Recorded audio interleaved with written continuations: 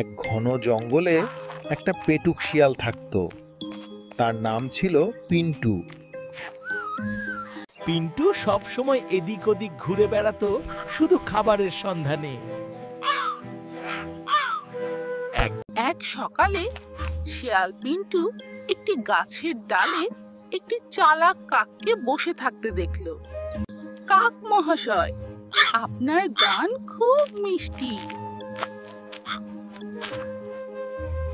এই রুটিটা আমার চাই চাই। আরে কাক ভাই, তুমি এত সুন্দর দেখতে, তোমার ডানাগুলো কি ঝকঝকে, কিন্তু সবাই বলে তুমি নাকি খুব সুন্দর গান গাইতে পারো।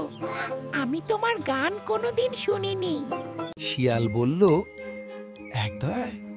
একবার শুনলে জীবন ধন্য হয়ে যেত। কাকটি ছিল বেশ চালাক। সে জানতো শিয়াল কেন এমন মিষ্টি মিষ্টি কথা বলছে। রুটিটা পাওয়ার জন্যই শিয়ালের এত প্রশংসা, কিন্তু কাকটিও একটা বুদ্ধি আঁটলো। ঘর কাকটি তার পা দিয়ে রুটির টুকরোটি চেপে ধরলো যাতে এটি কোনোভাবে পড়ে না যায়। তারপর কাকটি খুব জোরে কা কা করে আওয়াজ করলো। গান শুনে পিন্টু শিয়াল তো অবাক।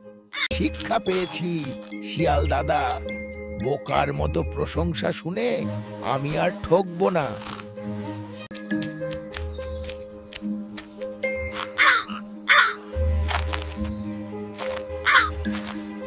শুনে আমি আর ঠকবো না।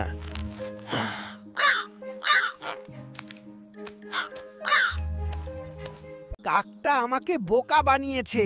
দাঁড়াও, তোমাকে আমি দেখে নেবই।